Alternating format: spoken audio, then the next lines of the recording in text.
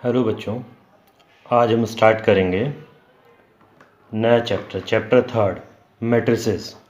देखिए मैट्रिसेस जो है ये मैट्रिक्स से बना हुआ है। Matrix means a rectangular arrangement of elements, rectangular ordered elements of array of number of elements और फंक्शंस। देखिए एरे मतलब कि हमने इन एलिमेंट्स को रेक्टेंगुलर फॉर्म में अरेंज करके एक ट्रे में रख दिया, इस तरह की ट्रे, ब्रैकेट्स, बड़े वाले ब्रैकेट्स। ठीक है, अब देखिए इसकी ज़रूरत क्यों पड़ी। ये एक्चुअली पढ़ने का सबसे सिंपलेस्ट तरीका है, आसान तरीका है। जब इनको आसान तरीके से पढ़ना हो उसके लिए हमने मैट्रिक्स बनाया है। जैसे देख लें, हम ऐसे कहें कि दो बच्चे हैं ए और बी। ए जो है उसने 5 पेंसिल खरीदी, 7 इरेज़र खरीदी और 9 जो है शार्पनर खरीदे। बी जो है उसने 3 पेंसिल खरीदी, 2 इरेज़र खरीदी, 5 शार्पनर खरीदे। अब आप इसे याद कैसे रखेंगे? याद रखना बड़ा मुश्किल हो जाएगा। तो देखिए उसके लिए तरीका हमने यहाँ लिख दिया। ए जो है इसने 5 पेंसिल खरीदी, 7 इरेज़र खरीदे, 9 शार्पनर खरीद दिए। अब देखिए आसानी से पता लग जा रहा है। ऐसे बी का देखिए, बी ने 3 पेंसिल खरीदी, 2 इरेज़र खरीदे, 5 शार्पनर खरीदी। तो इस तरह से हमें पढ़ने में आसानी हो जाए, इसके लिए ऐसा करते हैं। ये वाली जो लाइन है इस तरह की हॉरिजॉन्टल लाइन, इन्हें हम कहते हैं रो। ये हमारी फर्स्ट रो R1 और ये हमारी हो जाएगी सेकेंड रो R2। और ये जो वर्टिकल लाइन है दिख रही है, इन्हें हम बोलेंगे column. First column C1, second column C2, third column C3 and so on. अब सबसे पहले ज़रूरत पड़ती है मैट्रिक्स के ऑर्डर की। ऑर्डर ऑफ मैट्रिक्स क्या होता है? हमें सिर्फ ये बताना होता है कि मैट्रिक्स में कितनी रो हैं और कितने कॉलम, उसको रिप्रेजेंट करने का हमने एक तरीका बना दिया, ऑर्डर ऑफ मैट्रिक्स। इसमें क्या होता है कि हम क्या करते हैं कि पहले नंबर ऑफ रोज लिखते हैं, फिर नंबर ऑफ कॉलम। जैसे ऐसे समझें कि आपसे कहा गया है, आप कारपेंटर की दुकान में जाते हैं, वो पूछता है आपको, आप उससे कहते हैं बेड बनवाना, पूछते हैं कितना बड़ा, तो आप कहते हैं 6x3 का। तो वो समझ जाता है कि 6 क्या है और 3 क्या है। या आप कहते हैं 6x4 का, वो समझ जाता है 6 कौन सी लंबाई है और 4 कौन सी लंबाई है। तो ऐसे ही जब आप मैट्रिक्स का ऑर्डर 2x3 बताएंगे तो कोई भी समझ जाएगा उसमें 2 रो होंगे और 3 कॉलम होंगे। ठीक है, ये जो मैट्रिक्स दे रखा है इसमें 2 रो हैं और 3 कॉलम है, तो उसका ऑर्डर 2x3 है। यहाँ पर लिख देंगे नीचे से। ऐसे दूसरा मैट्रिक्स देखिए, इस मैट्रिक्स में हमारे पास, इसमें भी देखिए एक रो ये है R1 पहली रो, एक ही रो है R2 दूसरी रो। ऐसे 3 कॉलम हैं C1, C2, C3। तो इसका ऑर्डर भी क्या है? 2x3। तो यहाँ नीचे से लिख देंगे 2x3 ऑर्डर है, यहीं पर लिखा जाता है। अब देखिए इसके एलिमेंट्स के बारे में हम पता लगाना है, तो हम कैसे पता लगाएंगे किस समय कौन सा एलिमेंट कौन सा है, कैसे बताएंगे? तो इसके लिए हमने इनको भी कुछ नाम दे रखे हैं। जैसे देखिए ये एलिमेंट है 3, अब इसको नाम देना है तो हम कहेंगे ये एलिमेंट पहली रो और पहले कॉलम का एलिमेंट है, तो इसे नाम आएगा स्मॉल ए से लिख देंगे A11। अगर इस मैट्रिक्स को ए नाम दें तो एलिमेंट हो जाएगा A11, पहली रो और पहले कॉलम का। इसमें पहले रो लिखी होगी फिर कॉलम। A11 है 3। ऐसे A12 फर्स्ट रो और सेकंड कॉलम का एलिमेंट कौन है? 5 लिख दिया। A13 first row and third column, पहले रो आनी फिर column. A13 means first row and third column 10। ऐसे ही A21 हो जाएगा 2, A22 हो जाएगा 7, A23 हो जाएगा 9। ठीक है, अब देखिए हम इसे सिंपली मैट्रिक्स के अगर किसी एलिमेंट को लिखना हो तो ऐसे भी लिख सकते हैं AIJ। AIJ मीन्स आई हो जाएगी रो और जे हो जाएगा कॉलम, मीन्स एक जनरल एलिमेंट लिख दिया AIJ। ठीक है, ये खाली जनरल बताता है। मैट्रिक्स अगर हम दिखाएंगे तो शॉर्टकट में ऐसे लिख देते हैं, मैट्रिक्स का साइन और AIJ, IJ एलिमेंट्स लिखे हुए, हम नीचे हम इसके यहाँ पर ऑर्डर लिख देंगे। अब देखिए मैट्रिक्स के टाइप में आते हैं। मैट्रिक्स के टाइप में सबसे पहला टाइप आता है आपका कॉलम मैट्रिक्स। कॉलम मैट्रिक्स कौन सा होता है? वो मैट्रिक्स जिसमें एक ही कॉलम होता है। ये देखिए मैट्रिक्स में एक ही कॉलम है, रो तो 3 है, वो R1, R2, R3, लेकिन कॉलम एक ही है। इस मैट्रिक्स को बोलेंगे कॉलम मैट्रिक्स। इस मैट्रिक्स का देखिए यहाँ पर ऑर्डर कितना आया है? 3/1। रो 3 आ गई, कॉलम 1। रो 2 भी हो सकती है, रो कितनी भी हो सकती है, कॉलम एक ही होगा। इसके बाद रो मैट्रिक्स। रो मैट्रिक्स कौन सा मैट्रिक्स होगा? वो मैट्रिक्स होगा जिसमें एक ही रो होगी, कॉलम कितने भी हो सकते हैं। देखिए इसमें एक ही रो है, कॉलम तो 3 है लेकिन रो एक ही है। इसके बाद आता है स्क्वायर मैट्रिक्स। इसका रो मैट्रिक्स का ऑर्डर जो आ जाएगा, ये आ जाएगा जैसे यहाँ पर आ गया 1/3। स्क्वायर मैट्रिक्स, स्क्वायर मैट्रिक्स किसे कहते हैं? जिसमें नंबर ऑफ रोज और नंबर ऑफ कॉलम बराबर होते हैं। जैसे इसमें देखिए एक रो ये है R1, दूसरी रो है R2, तीसरी रो ये है R3। ऐसे देखिए कॉलम है यहाँ पर C1, C2, C3। 3 रो हैं और 3 column, means number of column और नंबर ऑफ रो दोनों क्या हैं, इक्वल हैं। तो इस मैट्रिक्स को हम देते हैं स्क्वायर मैट्रिक्स का ऑर्डर 3/3 आ गया। ऐसे नीचे वाले का ऑर्डर देखो 2/2 आ गया, 2 रो हैं 2 कॉलम है। डायगोनल मैट्रिक्स में आइए। डायगोनल मैट्रिक्स कौन सा मैट्रिक्स होता है? डायगोनल मैट्रिक्स है वो मैट्रिक्स जो स्क्वायर मैट्रिक्स हो। पहली शर्त तो ये देखो 2/2 का स्क्वायर मैट्रिक्स है, ठीक है। और दूसरी बात यह है कि ये मैट्रिक्स में डायगोनल के एलिमेंट नॉन जीरो हैं और बाकी एलिमेंट जीरो हैं। ये लीडिंग डायगोनल होता है, ये नॉन जीरो हैं, ये जीरो हैं। इस तरह से देखिए 3/3 का मैट्रिक्स है डायगोनल मैट्रिक्स। यहाँ देखिए ये तो नॉन जीरो है और बाकी सारे एलिमेंट्स जीरो हो गए। तो डायगोनल मैट्रिक्स वो मैट्रिक्स है, पहली बात तो स्क्वायर मैट्रिक्स है, दूसरा उसमें डायगोनल के एलिमेंट जीरो नहीं है, बाकी सब जीरो हैं। इसके बाद आता है आइडेंटिटी मैट्रिक्स। आइडेंटिटी मैट्रिक्स इसे कहते हैं वो मैट्रिक्स, वो स्क्वायर मैट्रिक्स जिसमें डायगोनल के एलिमेंट 1 हो। देखिए ये स्क्वायर आइडेंटिटी मैट्रिक्स ये है, इसमें डायगोनल का एलिमेंट क्या है, 1 है और बाकी एलिमेंट 0 हैं। ये एक तरह का डायगोनल मैट्रिक्स ही हुआ, बस इसमें क्या है कि डायगोनल के एलिमेंट क्या हो गए, 1 हो गए, इक्वल हो गए, बाकी सब 0 हैं। तो इसे आइडेंटिटी मैट्रिक्स को लिखते हैं हम I2। 2/2 ऑर्डर के आइडेंटिटी मैट्रिक्स को लिखेंगे I2 और 3/3 ऑर्डर के आइडेंटिटी मैट्रिक्स को लिखेंगे हम I3। इसके बाद आता है जीरो मैट्रिक्स। जीरो मैट्रिक्स इसे कहते हैं कि वो मैट्रिक्स जिसके सारे के सारे एलिमेंट्स जीरो होते हैं, उसे बोलते हैं जीरो मैट्रिक्स। जैसे देखिए ये 2/2 ऑर्डर का जीरो मैट्रिक्स, इसमें सारे एलिमेंट जीरो हैं। ये 2/3 ऑर्डर का है, इसे सिंपली ऐसे रिप्रेजेंट कर देते हैं। देखिए अब बात करते हैं मैट्रिक्स की इक्वलिटी की। दो मैट्रिक्स इक्वल कब होंगे? एक मैट्रिक्स आपको दे रखा है, matrix A = Aij, B = Bij। अब ये इक्वल कब होंगे? पहली शर्त ये है कि दोनों का ऑर्डर सेम होना चाहिए। दूसरी, उनके जो करस्पॉन्डिंग एलिमेंट्स हैं Aij = Bij होना चाहिए, करस्पॉन्डिंग एलिमेंट्स इक्वल होने चाहिए। जैसे देखिए यहाँ मैंने करा है कि मैंने एक मैट्रिक्स ए लिया है 2/2 ऑर्डर का, ये 2/2 ऑर्डर है। दूसरा मैट्रिक्स भी 2/2 ऑर्डर का लिया। देखिए दोनों के ऑर्डर इक्वल हैं तो इक्वल हो सकते हैं। दूसरी बात यह है कि इसमें ये A11 इसके A11 के इक्वल होगा, इसका A12 इसके A12 के इक्वल होगा, इसका A21 इसके A21 के इक्वल होगा, इसका A22 इसके A22 के इक्वल होगा। तो देखिए यहाँ से x = 4 निकल के आ गया, y = 7 आ गया और 5 = z आ गया। ये 3 वैल्यू आ गई। मीन्स मैट्रिक्स इक्वल तभी होंगे जब उनके करस्पॉन्डिंग, पहली बात ऑर्डर सेम होने चाहिए, दूसरे करस्पॉन्डिंग एलिमेंट्स इक्वल होने चाहिए। करस्पॉन्डिंग एलिमेंट्स इक्वल होने का क्या मीनिंग है? A11 A11 के इक्वल होगा, इसका A11 इसके A11 के इक्वल होगा, इसका A12 इसके A12 के इक्वल होगा, इसका A21 इसके A21 के इक्वल होगा, इसका A22 इसके A22 के इक्वल होगा। इसके आगे देखिए अब हम एक्सरसाइज शुरू करते हैं। एक्सरसाइज 3.1 फर्स्ट क्वेश्चन में आइए। देखिए फर्स्ट क्वेश्चन हमें दे रखा है, ये एक मैट्रिक्स दे रखा है 3/4 ऑर्डर है इसका, 3 रो हैं और 4 कॉलम है। देखिए अब आपसे ऑर्डर पूछा गया, लीजिए पहला पार्ट तो ये हो गया 3/4 ऑर्डर का, 3 रो और 4 कॉलम है। दूसरी बात नंबर ऑफ एलिमेंट, चाहे तो आप इन्हें काउंट कर लें और चाहे 3/4 ऑर्डर है मल्टीप्लाई करके लिख दे तो नंबर ऑफ एलिमेंट्स आ जाएंगे 12। इसके बाद आपसे पूछा गया है कि इसमें A13 निकालना है, मीन्स पहली रो और तीसरे कॉलम का element. First row is this and third column is this. लिख देता हूँ मैं यहाँ पर। देखिए यह है R1, यह है R2, यह है R3, ऐसे ये C1, C2, C3, C4। अब आपसे A13 कहा है, first row and third column 19, ऐसे A21 second row and first column 35, A33 third row and third column that is -5, A24 second row and fourth column 12 and A23 second row and third column ये 5/2। ऐसे निकाला है। Second question में आपसे कहा गया है कि अगर आपके पास if you have 24 elements what are the possible order it can have.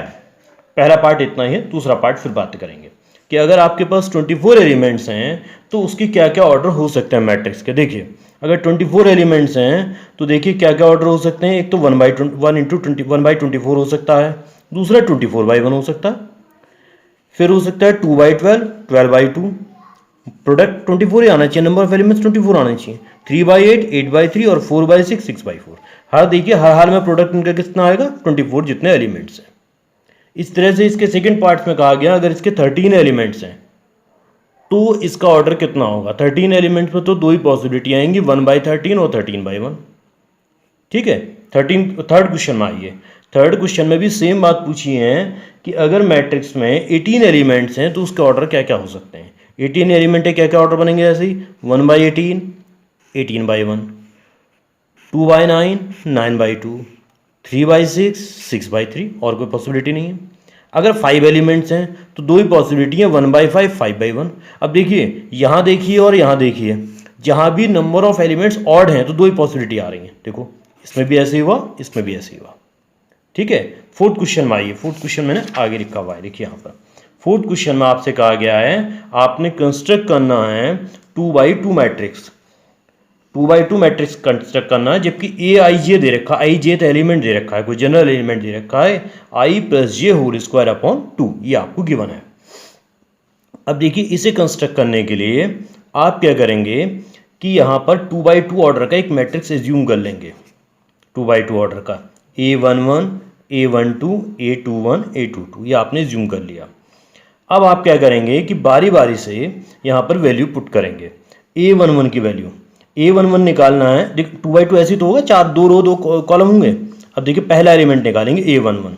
A11 के लिए I की जगह 1 रखेंगे और J की जगह 1 रखेंगे। रख दिया, होल स्क्वायर कर दिया, पूरी वैल्यू सॉल्व करी, सॉल्व करके आ गई। A12 ये वाला एलिमेंट निकालने के लिए, A12 निकालने के लिए फिर इस फॉर्मूले में I की जगह 1 और J की जगह 2 पुट कर देंगे, सॉल्व कर देंगे, आंसर आ जाएगा।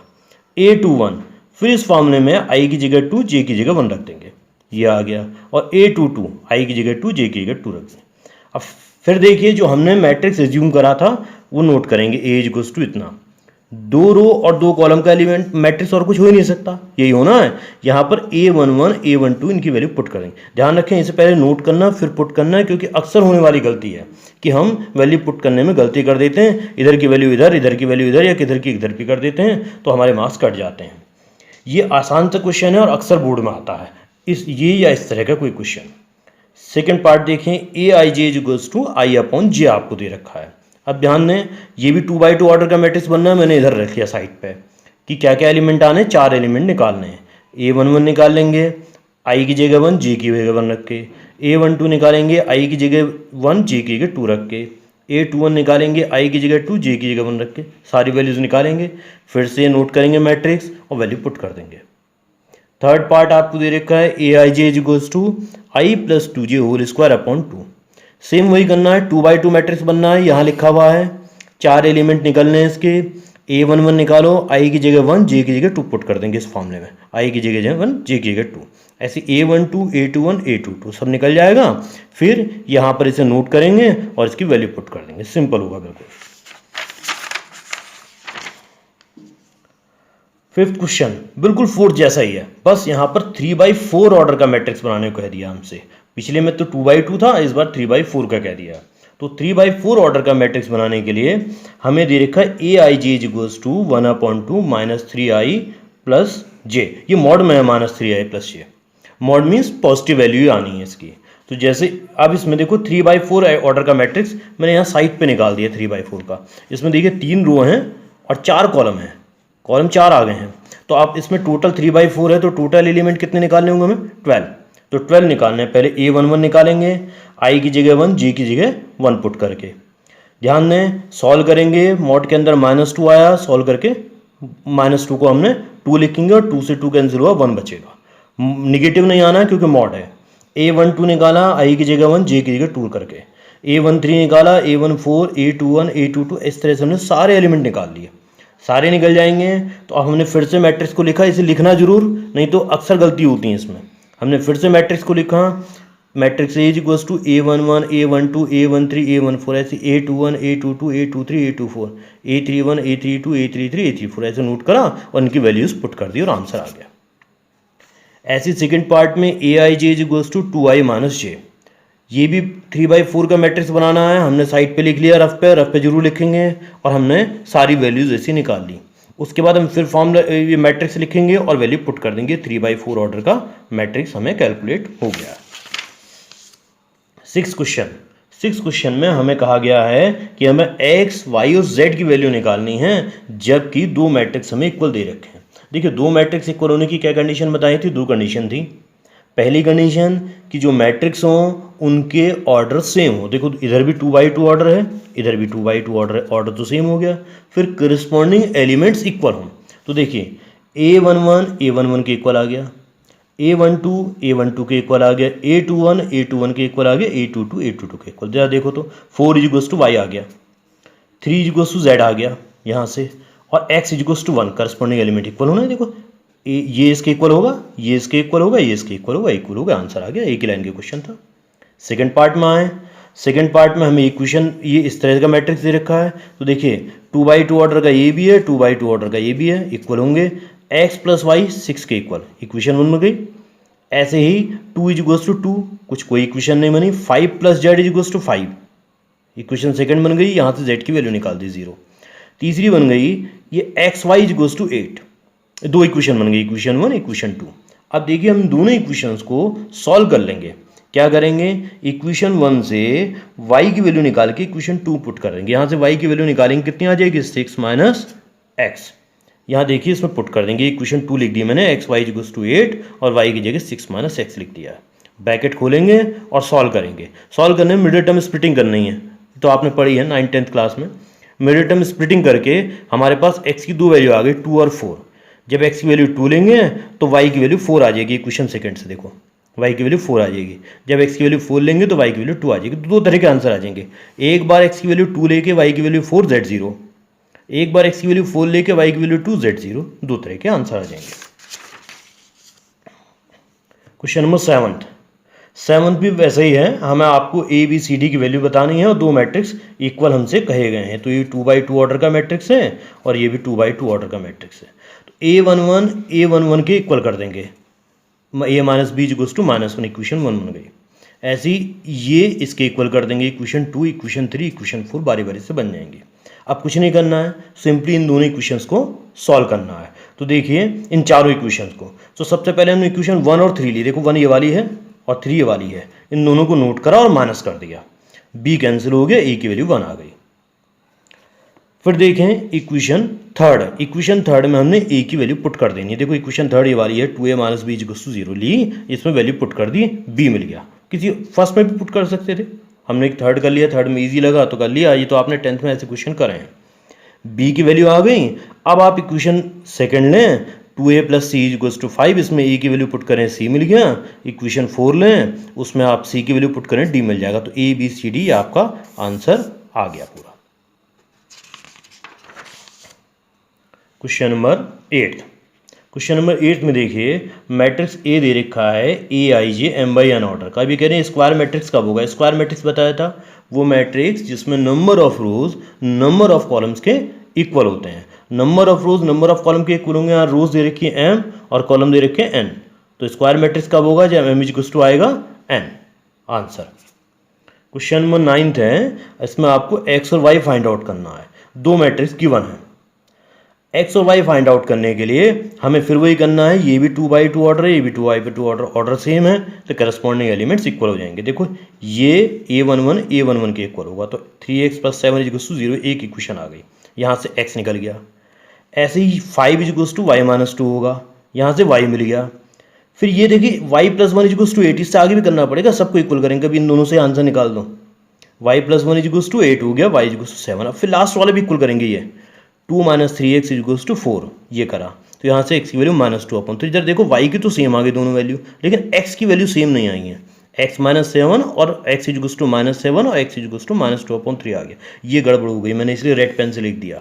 x की वैल्यू चूंकि सेम नहीं आई दोनों से, इसलिए आंसर पॉसिबल नहीं है, निकालना पॉसिबल नहीं है। इसलिए बी वाला ऑप्शन सही है कि आंसर फाइंड आउट करना पॉसिबल नहीं है।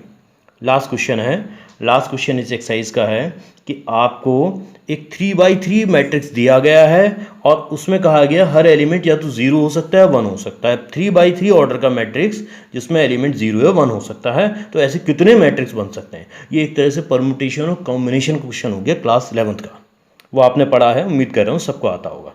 देखिए 3x3 ऑर्डर का मैट्रिक्स है, तो टोटल एलिमेंट उसमें 9 होंगे, 3 × 3। अब देखिए हर एलिमेंट की जगह पे हम दो पॉसिबिलिटीज हो सकती है हमारे पास, या तो 0 हो सकता है या 1। हर एलिमेंट की कितनी पॉसिबिलिटीज है, 2 पॉसिबिलिटी ना हर एलिमेंट की। ऐसे देखो हमने हर एलिमेंट की जगह दो दो पॉसिबिलिटी हैं। अब हमें पता था अगर हमने सारे काम करने होते हैं तो हम इनटू का साइन लगाते हैं, और उनमें से कोई एक काम करना होता है तो क्या करते हैं प्लस। हमें सारे एलिमेंट की जगह 0 और 1 रखना है, सारे एलिमेंट की जगह रखना है तो हम इनटू करके आंसर निकालेंगे। मीन्स अगर हमें एक एलिमेंट की पॉसिबिलिटी 0 और 1 है, मीन्स 2 है, दूसरे की पॉसिबिलिटी 2 है, तीसरे की, चौथे की, पांचवीं की, छठी की, सातवीं की, आठवीं की, नवीं की पॉसिबिलिटी ये है। अब टोटल पॉसिबिलिटी निकालने के लिए इन सबको हम मल्टीप्लाई करेंगे, क्योंकि सारी काम होने सारी जगह हमने वैल्यूज रखनी है। तो आंसर आएगा 2 raised power 9, that is 512। Thank you.